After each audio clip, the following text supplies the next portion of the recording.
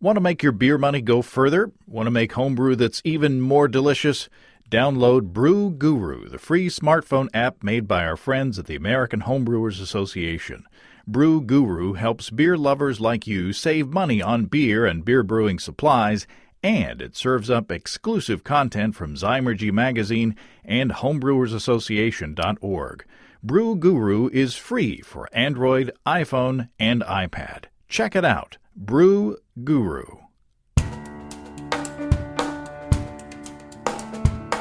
Welcome to Basic Brewing Radio for Thursday, October 27th, 2016. I'm James Spencer. Here at Basic Brewing Radio, we're all about home brewing.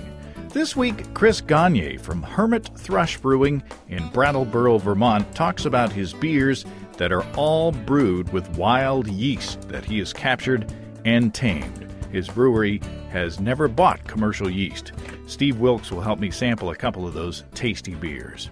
If you're new to home brewing or would like to get into the hobby for the first time, check out our website, basicbrewing.com, where you can find archives of our audio and video podcasts and our DVDs to walk you through basic and more advanced brewing techniques. And if you buy any of our DVD combos, you get a free Basic Brewing bottle opener. And don't forget to get a copy of our Brewer's Logbook. You can use it to log and track up to 50 batches of beer. You can follow me on Twitter. My username is Basic Brewing, all one word. We also have a Basic Brewing Radio and Basic Brewing video page on Facebook at facebook.com/basicbrewing. Thanks again to everybody clicking on the Amazon.com associate link on our basicbrewing.com site. Whenever you think of Amazon shopping, think of us first. Go to basicbrewing.com, click on our Amazon ad on the right-hand side of the page there. It won't cost you any extra, but you'll be helping us to bring you this show, and we greatly appreciate your support. And one of your products that you buy may be mentioned at the end of the show. I think Zod O'Connor calls it the Amazon product lottery or something like that. We also have associate links for Brew Your Own magazine and the American Homebrewers Association on our site. You can find our Basic Brewing iPhone app on iTunes and our Android app at Amazon.com. We have a Windows Phone app. We're on the BlackBerry podcast directory, and we're on the Stitcher app as well. We're also on Google Play Music and the iHeartRadio app. And finally, if you want to put a tip in our tip jar, some coinage in our virtual guitar case, you can go to basicbrewing.com/support, and thanks to everybody who's done so already. Let's take a quick look into the mailbag, shall we? I got a note from Phil down in Cumming, Georgia, who ordered 2 of our handy Basic Brewing bottle openers. Phil says, after having my first kid over the summer, I discovered these openers make popping a beer top a one-handed operation. Crucial if you have a bundle of joy in one arm. They're now my go-to small present for expectant dads. Very good. Congratulations, Phil, and best wishes to your dad-to-be buddies. And I appreciate your support. Brent from Auburn, Indiana writes, I was inspired by your cream ale recipe and your rye exploits. I brewed a 10-gallon batch of your cream ale and added 2 pounds of rye. It was a great beer for the dog days of summer and will definitely brew again next year. Well, excellent. Thanks, Brent. Appreciate that. It sounds tasty. Tom from Syracuse, New York writes, I'm enjoying your podcast after some friends from Fayetteville came up to visit and told us about it. They said that they had first heard about it this summer from a meadery in Burlington, Vermont. I hope to be able to chime in once I get caught up. Well, good to hear from you, Tom. It's funny how the word travels. You know, someone local to us heard about us from the folks at Groenfell Meadery up in Vermont, and then the local people told Tom in New York. And they'll tell 2 friends and so on, like that, you know, that old shampoo commercial in the 70s. Champagne shampoo. Speaking of friends, our friends and sponsors Desiree and Dave from High Gravity in Tulsa have put out a new video showing off the features of their new Warthog EBC 130 electric brewery controller. And if you go to youtube.com/highdgravitybrew, that's youtube.com/highdgravitybrew, you can see Dave himself demonstrating the unit. The Warthog EBC 130 has a mash mode and a boil mode. In the mash mode, it maintains the temperature of the mash, of course. And in boil mode, the EBC 130 has linear control of the power level. And Dave also shows you how to activate advanced functions, such as a timer that you can use to control the mash or boil. And it also has an alarm to let you know when your mash temperature has been reached. It's a nifty controller that you can use for brew in a bag, 2-vessel, or 3-vessel systems. Check out all the details about the Warthog EBC 130 controller at highdgravitybrew.com. And you can also see a range of turnkey electric brewing systems like Steve and I have at highdgravitybrew.com. Okay, my conversation with Chris Gagne was a lot of fun, and there's a ton of information for those wanting to harvest their own wild yeast. And, of course, Steve and I got to share some tasty brews. Chris Gagne, welcome to Basic Brewing Radio. Thank you. Thanks for having me.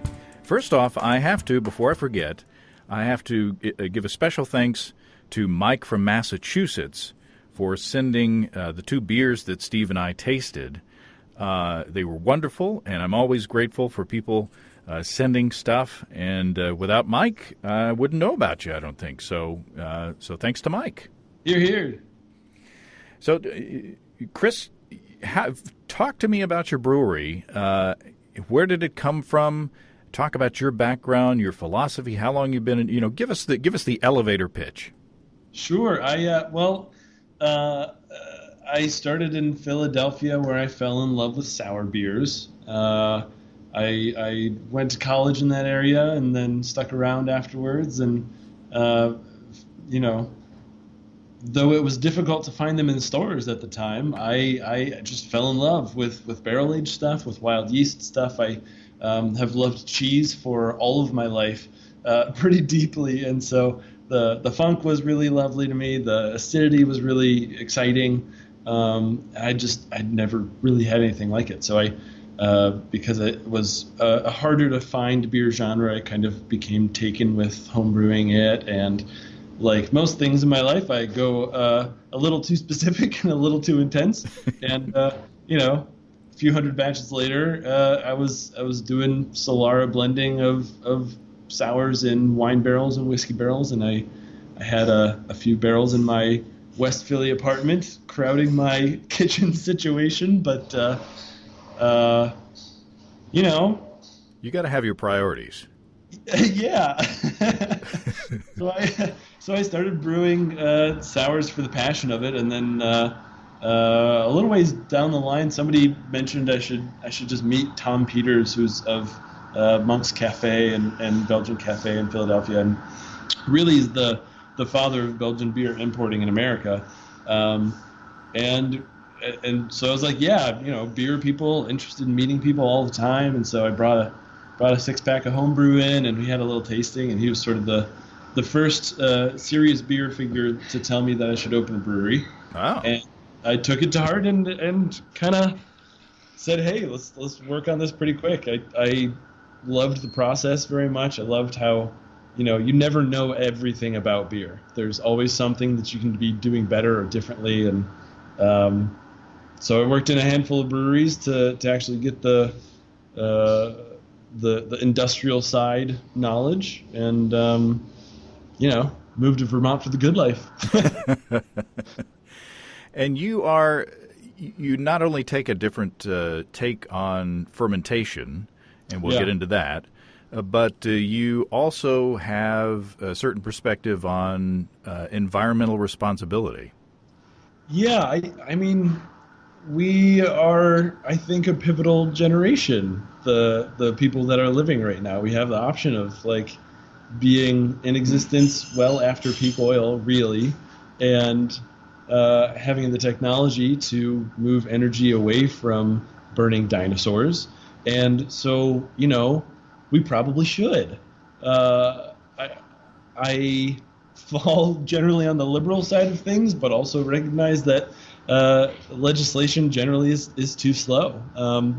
Business has to be its own driver, and to some degree, we hope that markets will start to be drivers too. If businesses that do things properly environmentally and humanitarianly and living wage and all that stuff, if they can actually be at an advantage in the marketplace because people value well-made, high ethics products, I think that would be really the beautiful solution. But in the meantime, businesses need to be starting to make those first steps to maybe doing business a little bit more expensively, but in a way that is not going to wreck the world for our grandkids, because it's potentially coming up.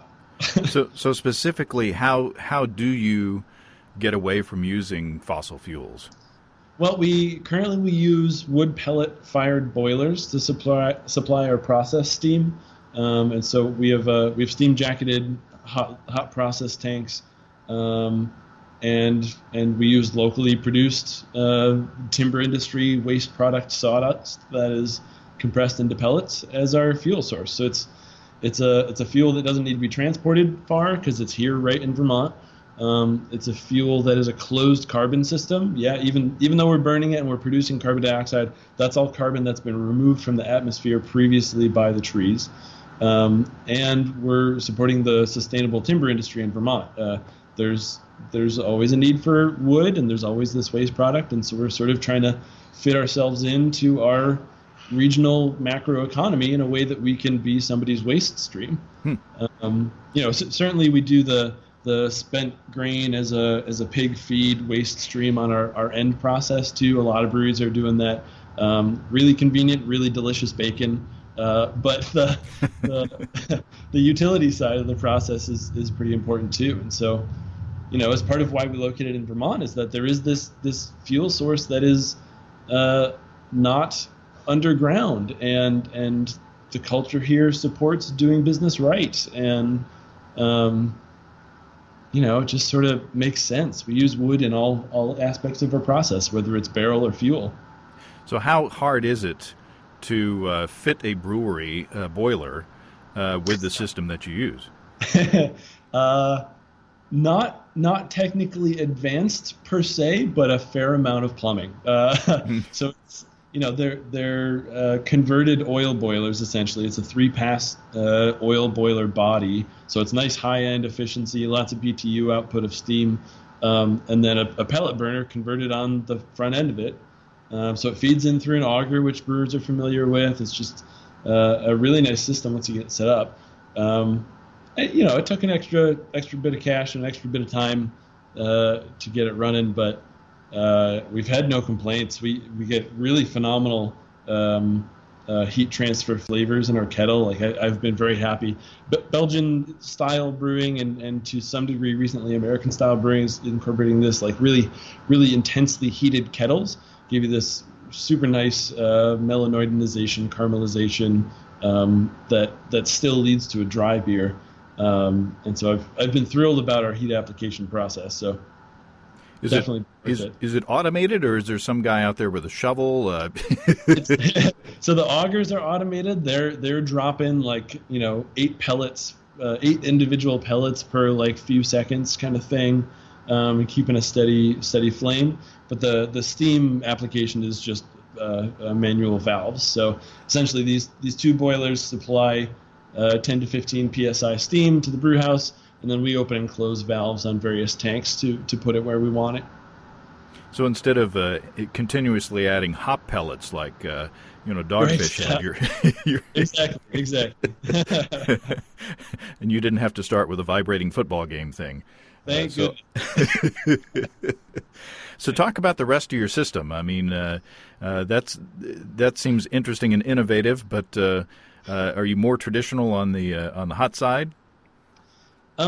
We are, I guess, a little bit. So the main difference on our hot side is that we structured it so that we could do decoction mashing. So we do a fair amount of complex mash technique, working with turbidity and multiple steps, and there's just this roundness that you get from boiling a portion of grain. And I know that everything in chemistry says you'll get tannins and blah blah blah, and but scooping out some of the mash and heating the heck out of it is delicious. So we do a fair amount of that, and one of the interesting differences between Silly Friar and Superfunk is actually just on the mash technique. They're relatively similar recipes, but we scald some of the mash in superfunk, so you get this darker color, a little bit more body. It gets meatier in a way. And, so and we must say that those two beers are the ones that we sampled. So, right.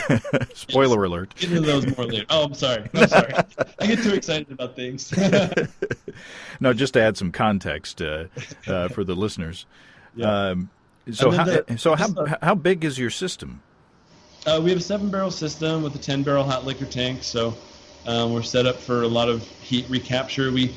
Our steam, we turn down into a condenser and reclaim hot water from it, and we run our heat exchanger back into our hot liquor tank too. So we also have a couple 7-barrel fermenters, but really most of our cold side cellar is oak.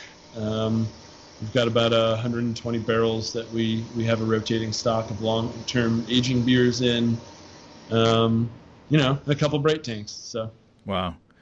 Now on the cold side, you use captured, tamed wild yeast, according to your labels and your website. Yes. Is that all you use, or talk about your fermentation?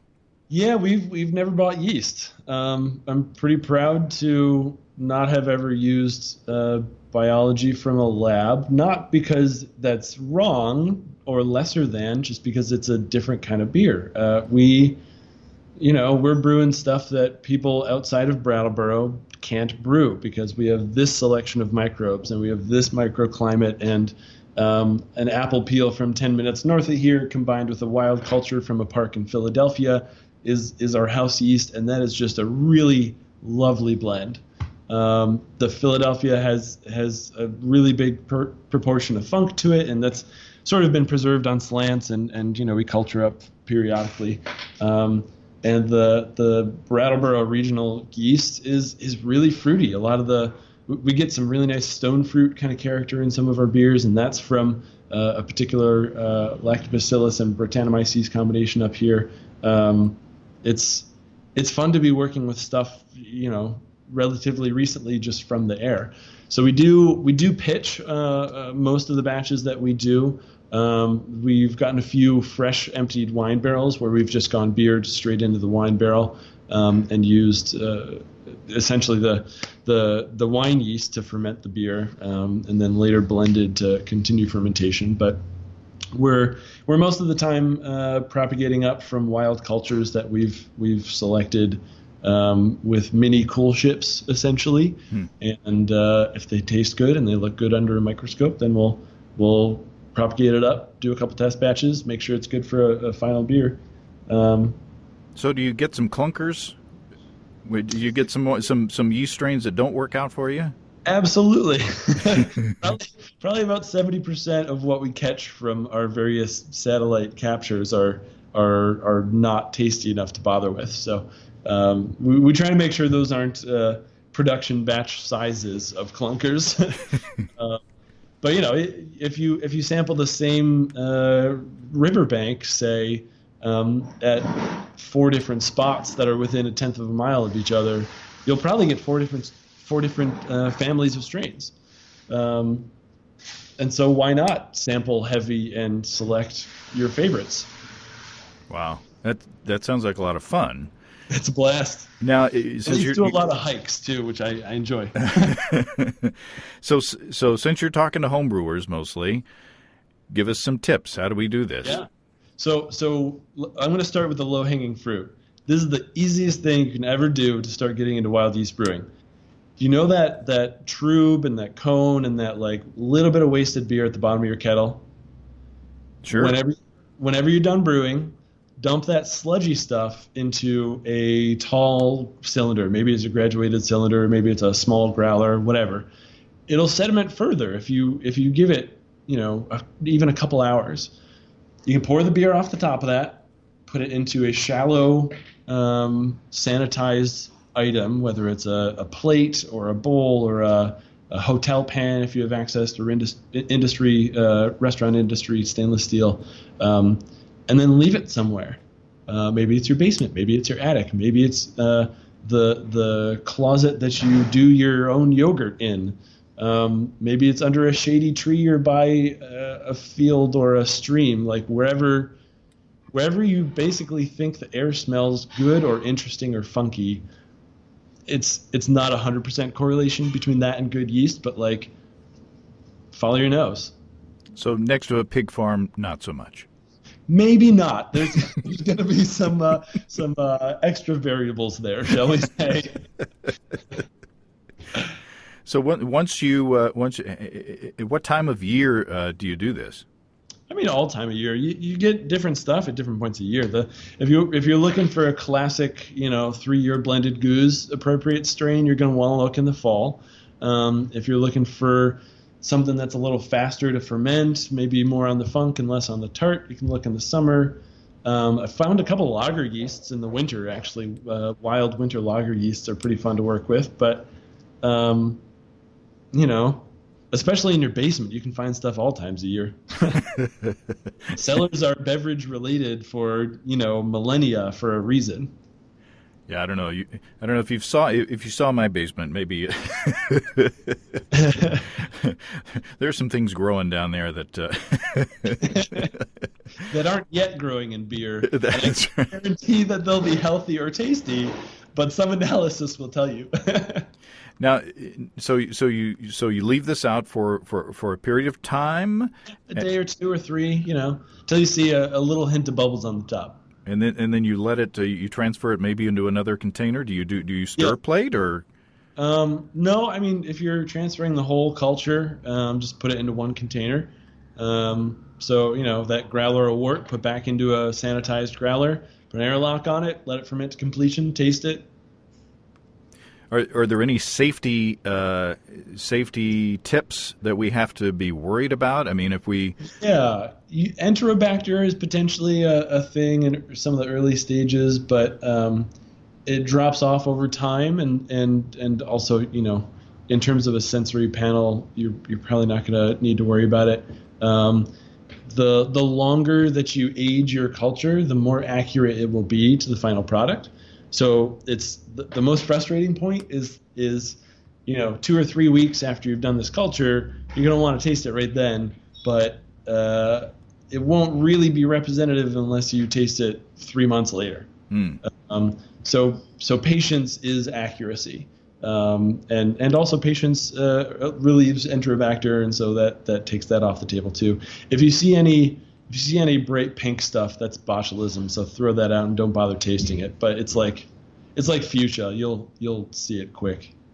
So if I've got, for instance, hypothetically speaking, a couple years ago, I had a fig tree, and so I took a fig off the tree and I put it in like a cup of wort and let that sit overnight, and then I put that on a stir plate. And I saw some activity there, and I put it into like a 3-quart starter, and there was some weirdness for a time. It kind of smelled weird, but there was some activity, and I took a gravity a while later, and the gravity didn't seem to be dropping. I've still got this growler, or I've still got this gallon jug.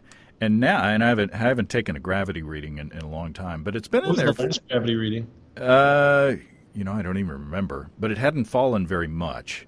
Okay. But I need to take another gravity reading because it has fallen clear. So it's done. All the microbes in that mixture are done. As long as you don't add another microbe, that beer is likely finished.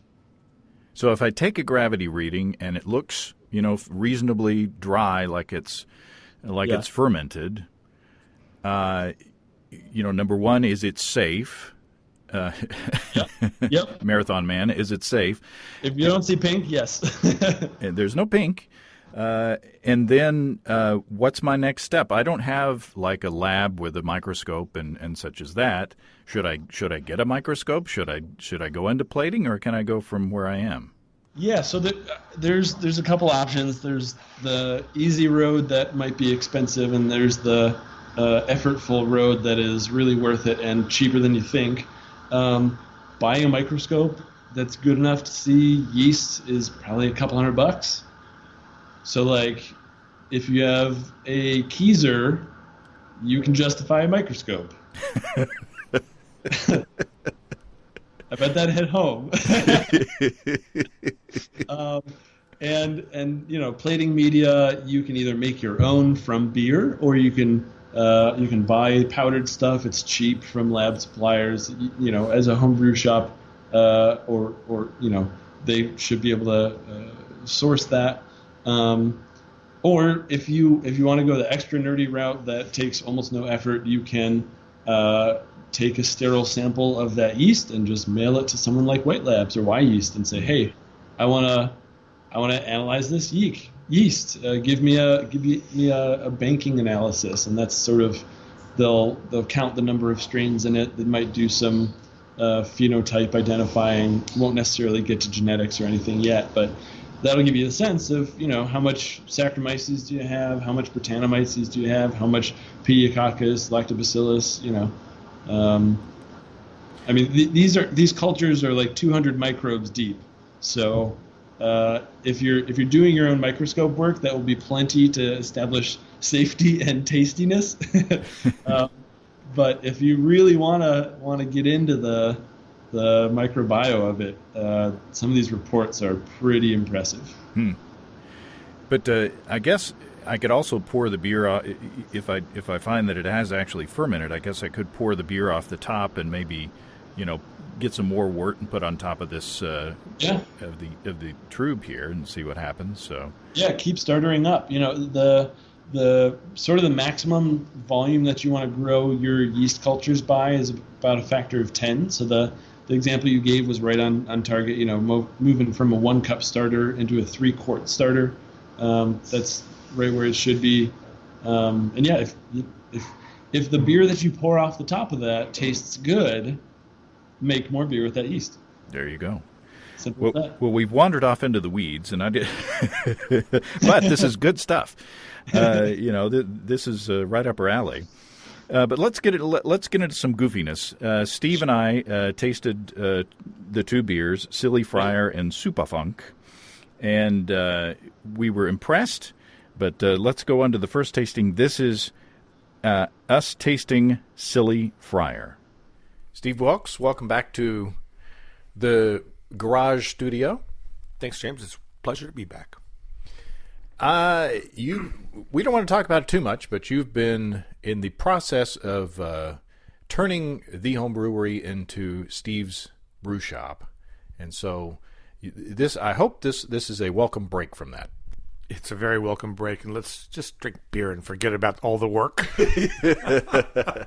You're just renovating the space. You're kind of turning it into your own and adding your own flair and such as that, and it's a bit of work. And so we are drinking Silly Friar, Belgian-inspired Enkel. I don't know that I've had an Enkel before. I assume that's the way you pronounce it.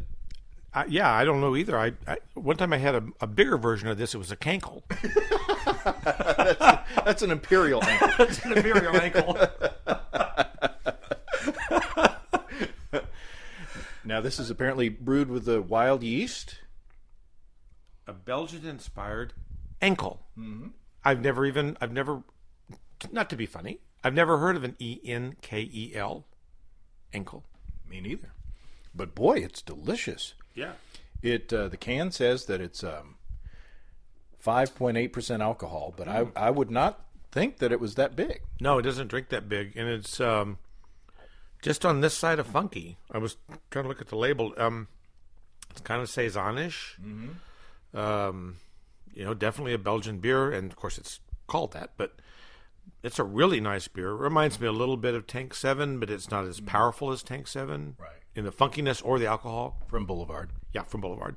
That's kind of my, if I'm trying to describe to people over the air, I think, well, everybody's had Tank 7, which is, I'm sure, not true, but just shows you my provincialness. It's fairly dry and effervescent, wouldn't you say? But the malt comes through very well. And it is dry, but I think it has a nice sweet finish to it as well. So it's a very complex beer. Yeah. When I first sipped it, I said, "Oh, this is This is almost champagne-y in the effervescence, and it's light in that way. Maybe not as light as champagne, but it just reminds me of that in that you drink it, and whoosh, it goes away. There's not a lot of lingering aftertaste, but there is substantial body enough to make it satisfying. It's not watery or weak. Oh no, not at all. And I'm getting a fair amount of orange, a little bit of lemon, but more of an orange, maybe a tangerine kind of thing. I'm not getting a lot of pepper notes, but a little bit of pepper notes or grains of paradise notes. But it's not like, oh, this is a grain of paradise beer. There's just a little bit of that kind of spiciness that you would expect. But the tropical fruit, the citrus fruit is coming through pretty well. But it's not like a hop citrus. It's not like a Simcoe kind of citrusy thing. Yeah, it's obviously we don't know much about the recipe, but boy, it's really tasty. I could drink a whole lot of this. Boy, I could too. And talk a little bit more about the wild yeast aspect of this, or I'm anxious to hear the brewers talk about it. Mm-hmm. Yeah, it's interesting. They caught a good one. That's what my uncle said. As you pour more from the can, and these are 16-ounce cans, which is really handy. We had the Grunfeld. Was it Grunfeld meadery from Vermont up there, and Havoc as well, and they had the 16-ounce can. So maybe that's a big thing up there in Vermont. Maybe we should move to Vermont next summer. I think that would be a great idea. All right. Well, this is very, very nice, and we shall enjoy the rest of it. Please, sir. May I have some more? Okay, so we thought Silly Friar, and is it Inkle or Ankle? It's an Enkel, so it's the Belgian single, which also explains why you may not have seen it. It's I'm sure you're familiar with doubles, triples, quads being the American creation to make everything more intense. So doubles and triples are delicious Belgian beers that are justifiably exported. They age very well. They have great shelf stability. They're higher in alcohol. They're higher in complexities, and so they garner a higher price point. And so it's worth shipping them across the Atlantic. Enkels, on the other hand, are generally beers that are meant to be drunk fresh. It's sort of the monastic saison, and they don't export them because they're not expensive enough, and a number of them actually have really nice hop profiles. West Vlieteren's Enkel is really quite hoppy. It's divine, and it degrades over the course of a month or so. It's not meant to be one of these beers that you age in your cellar for a long time. And similarly with Silly Friar, we wanted to bring that tradition, that kind of pale but malty profile with an emphasis on yeast. We wanted to bring that to the States because you can't really find it. And it was delicious. I mean, like we Thanks. said, it was fairly dry, but with a sweet finish and light and not lingering, and a nice citrus character. And boy, I could just picture sitting on the porch and drinking a pint of that pretty quick. Yeah, absolutely. And the yeast focus really is to credit for the dryness and the sweet finish. So the dryness, it's got a really low finishing gravity. We let the fermentation rip into the 80s and 90s, and so that yeast is kicking, and it is really pumped about it, and it eats all that food. And then also in those temperature ranges, our wild yeast puts out these nice estery characters, and so that citrusy stuff that's not a hop, that particular profile we found in a yeast that we pulled off an apple peel in Dummerston, which is a neighboring town. And so, so back to wild yeast culturing, you can get stuff from fruit too. Fruit peels almost always have native yeast. But in any case, the fruity, citrusy, spicy kind of estery stuff that gives you this sweet finish that has some aromatic complexity, but then gets out of the way fast. That's all yeast fermentation flavors. So talk about the malt bill for this beer. It's pretty simple. We use a blend of American and German base malts to approximate a very expensive but very lovely Belgian malt. So we use a little bit more local malt that way, and we also can get this really exquisite malt profile that we couldn't otherwise afford to put in this beer. And then there's a little bit of melanoidin and a nice complex mash structure. So I think one of the main differences in kind of the mid-range dark malts is this English versus Belgian interplay between like Victory malt and melanoidin malt. So the Victory is like this biscuity, dry kind of maltiness. The melanoidin, at least with a little bit of funk or a little bit of tartness, melanoidin sort of melds into this context and turns into this fruity kind of richness. It's got that meatiness of the malty warmth, but it's a little rounder. It's a little it's gentler. It's not as dry in some way. And talk about the fermentation schedule. We let it rip. We don't cool this beer while it's fermenting. The homebrew equivalent, since a 5-gallon carboy or bucket is a much smaller thermal mass than what we work with, the homebrew equivalent would probably be brewing this in the fall, winter, or spring and putting it right next to your radiant heater. It's up in the 90s. Wow. For a lot of that. I mean, Saison DuPont, I think they often hit like 94 to 96 or so. We're generally between 94 and 98 for at least 3 or 4 days of it. So we're talking, body temperature. Yeah. And was this all in stainless, or did it see wood at some point? Yeah, Silly Friar we make in stainless. The new spoiler alert being that Superfunk is basically Silly Friar in barrels. Oh. So Silly Friar we do as a stainless beer. It's our house wild yeast. But because we defend against oxygen with the stainless steel method, you don't get a huge funk character. You don't get a huge acidity like you would with a barrel aging.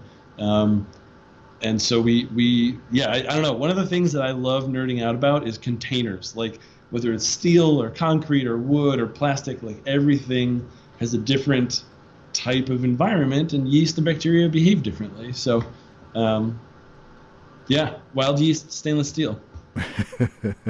And you've also, I was looking at your beer list on your website, and that's hermitthrushbrewery.com. Yep. There's also a rosy friar, a minty friar, along with the silly friar. Is that the same beer treated differently? Roughly, yeah. The main difference being that we actually knocked our house yeast out of the beer before we added the botanicals, and then so since adding the botanicals, it has actually been able to re-ferment a bit with the native yeast from the botanicals. So the rose had a really intense, farmy, earthy, mushroomy kind of Brett, and so that's definitely present in the beer now, which is lovely. So there's yeast influences on top of the actual botanical influences, but other than that, the beer is pretty much the same. Cool. I love that you I guess in your environment you don't have to worry about sanitizing stuff that you put in the secondary or whatever. You're kind of encouraging that playfulness. Well, and we use the beer to sort of address that. So as you prepare your environment for your various microbes, you can say, hey, Brett wants this starch profile to work on. Yeast wants this sugar profile.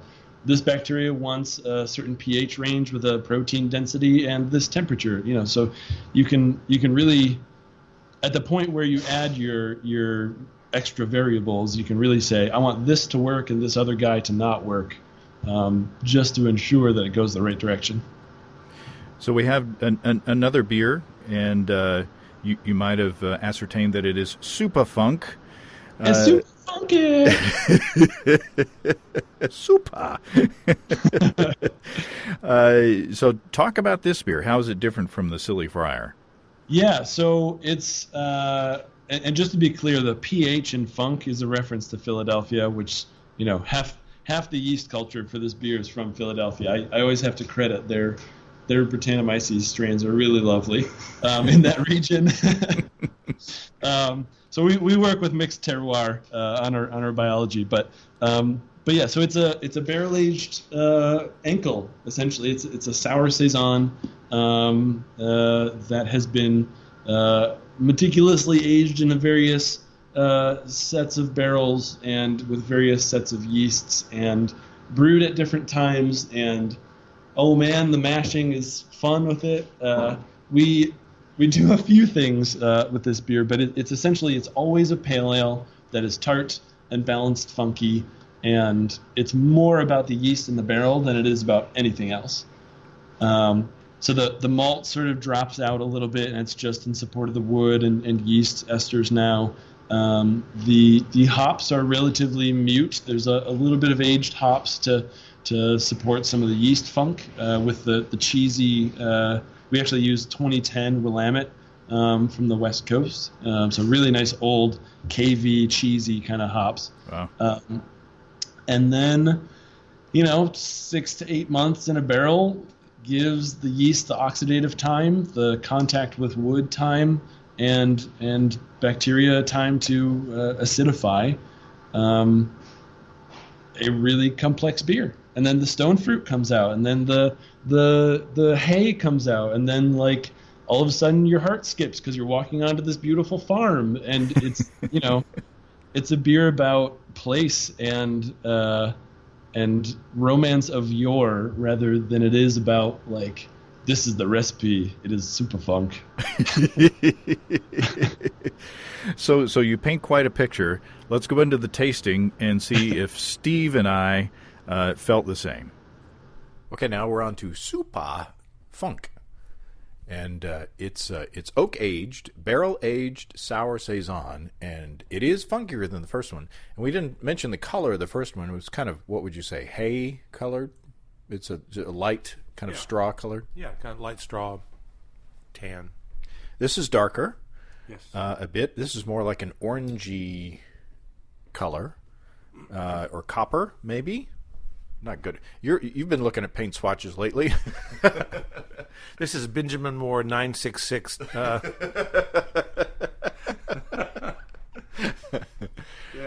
It's kind of coppery. Got a little bit of red in there. It looks like a bass. Kind of. Huh. Yeah. Doesn't taste like one. No. No, it is funky. It's funkier than the first. And there's some wood character in there. I get some wood character, don't you? Is it giving you? Well, never mind. I can't go there. You're trying to be nice. No, I was stuck on the funky there for a minute. Yes, I can taste the oak, and it's not too funky, but it's very tart. Mm-hmm. So I mean, and I'm saying funk is in barnyard, and tart is in acidic and sour. I get along with wood. I'm getting some funk in there. It is tart as well. Yeah. But again, this is not a thin beer. Yep. This has more substantial body than the first one. I think, don't you? Yes, it has a lot more body. But it's both these beers are very nice. Okay, compare this. If we can be cliche, compare this to, say, La Folie as a benchmark, because that is a very tart beer. It's got oak character. It's got wood character. Compare and contrast in an essay form. La Folie has a little bit more of a malty biscuit or victory flavor to it. So in that sense, La Folie reminds me a little bit more of an English ale, though I know it's not an English ale, but it's got a lot more of a bready character, bread-like character. And this one is a little cleaner. I think they're both about the same tartness. La Folie always reminds me a little bit of sauerkraut juice, in a good way. This one doesn't so much. This one is more tart, like a Sour Patch candy. But going back to the Lafoli, it's not as round maybe as Lafoli is, and that's not a judgment of quality in either direction. It's just different. I enjoy it quite a bit. It's 5.9% alcohol as opposed to the 5.8 the earlier. It is. I would say it's not as sort of refreshing as the first one, but I don't think it's probably meant to be. It is more of a sipper rather than a drinker. In the first one, I could drink a whole lot of that in a hurry. This one, I want to sit and think about it and enjoy it, and kind of savor it. I think it's a very nicely balanced. Got a whole lot going on there. Beer. Yeah, I agree. This would be a good beer. I was thinking about beer pairings with both of these, and this beer would pair beautifully with desserts. Mm-hmm. I think with any kind of fall dessert, fall cobblers, or anything like that. I think it's because of the tartness; it lends itself to it, and the oak in it also. It just drinks a little bit bigger. It's only what, 1/100%? Am I right on that, or 1/10%? Yeah. So there's no real difference in the alcohol, but it definitely drinks as a bigger beer, and it's spicier. I'm getting stone fruit like cherries and peaches and apricots and things like that. Take another sip and think of fruit. Yeah, sure. Yeah, cherries, apricot for sure. I don't know if I even get a little kind of brown sugar, just a bit. Not like a big porter might be sugary, but this is a very nice beer. Another reason to visit Vermont. Boy, I'm telling you, they've got it going on up there. I've always wanted to go there. If someone would just put me up for a few days, I could help them brew. Hint, hint. Nothing going on here. Just move along, folks. All right. Thanks, Steve. Thank you, James. So yeah, I think our tasting notes went along with what you were advertising there, Chris. I think the Superfunk is more complex beer than the Silly Friar. The wood characters coming through, and the more we sipped it, the more we talked about the stone fruit and the cherry and such as that, and it really is a beer. That is not a sitting on the front porch beer, but something that you'd want to pair with food and sit and enjoy and kind of meditate on the complexities that are going on. Yeah, unless you have some blue cheese and a wine glass on your front porch, you should really save this beer for dinner. Yeah, it was. I love tasting beers that taste like somebody really thought about what went into it, and it's obvious that it is an art. There's a science in going into the lab and finding the different cells that do the things, but there's also, your palate is the brewery, and using different mashing techniques and different boiling techniques and using all the ingredients in this kind of artistic way, it is an art. To design something like this and have it to come out to where it is aesthetically pleasing, and that I think it's an art and a science, and if you ignore either part, you're totally screwed. You're just brewing beer that is good and not great.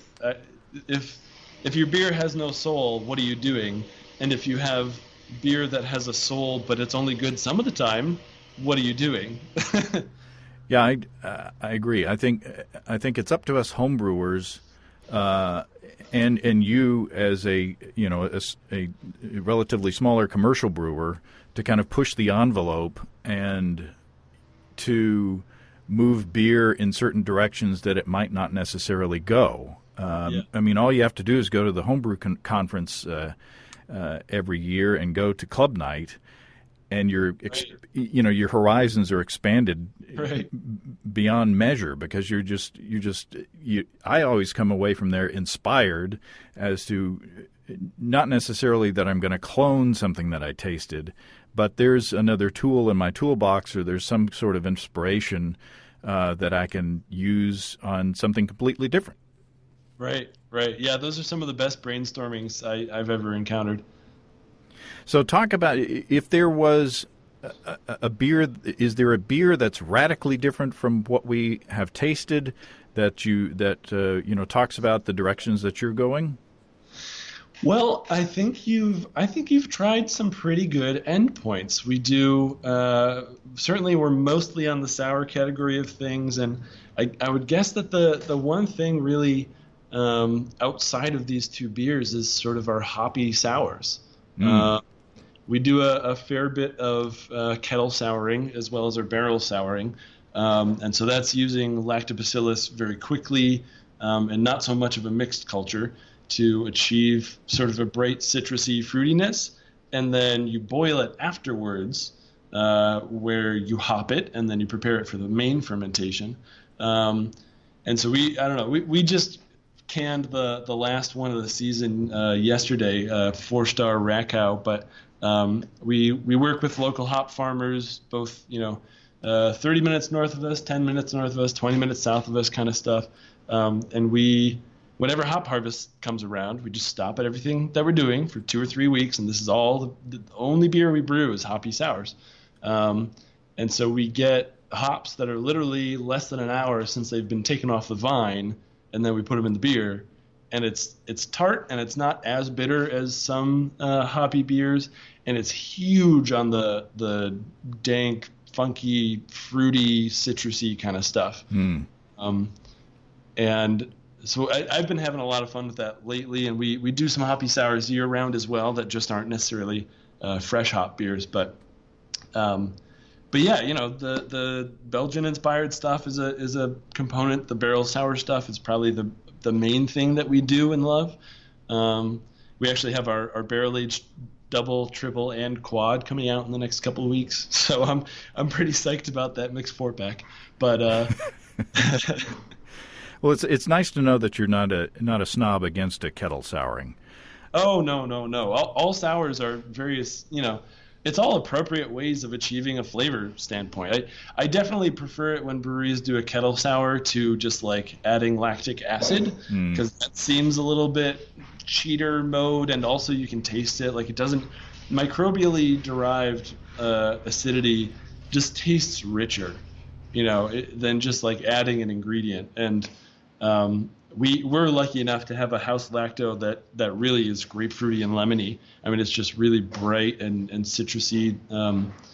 So kettle souring is a beautiful way to achieve sours, and I think that's really where American sour brewing is going to go first. The dealing with strains of microbes 200 deep is kind of complex and takes a lot of oak to deal with, and so I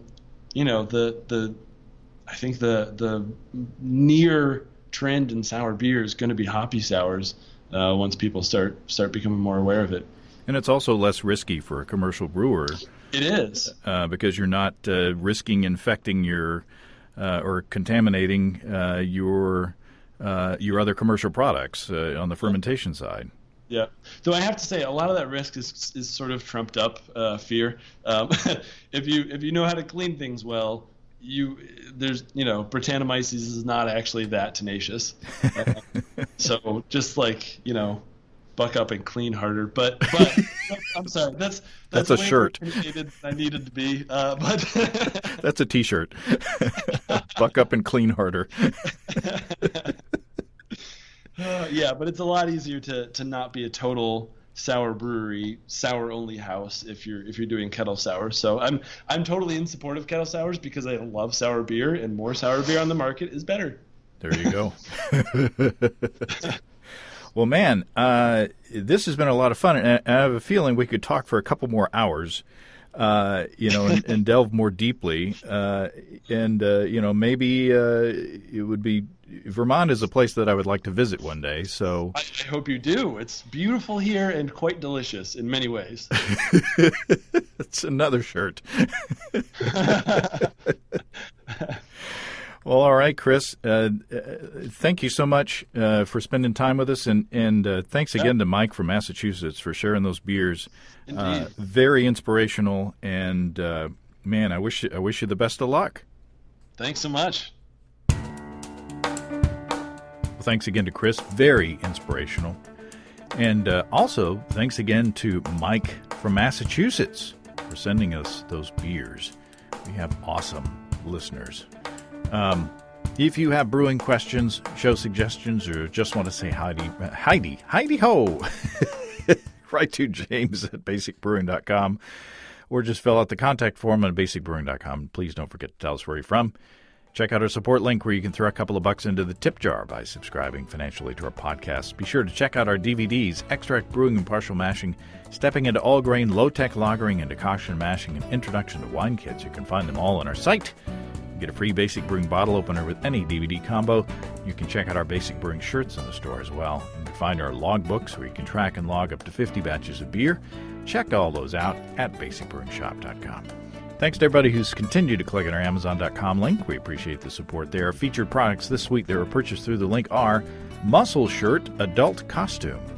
Halloween's coming up. Means a Halloween episode of Basic Brewing videos coming up too. And All-Clad Professional Master Chef 2 Stainless Steel Tri-Poly Bonded Oven-Safe PFOA-Free Fry Pan Cookware 12-inch Silver. Wow. Thanks, everybody. And remember, I can't tell who bought what, so no worries there. Just click on the Amazon.com logo on our site. The next time you feel like Amazon shopping, we greatly appreciate your support. Don't forget you can also join the American Homebrewers Association and subscribe to Brew Your Own magazine through the associate links on basicbrewing.com. That's all until next time. Until then, thanks for listening, everybody. I'm James Spencer. Production help for Basic Brewing Radio and our website is provided by Kelly Dodson. Basic Brewing Radio is a production of Active Voicing. We'll talk to you next time, everybody. So long.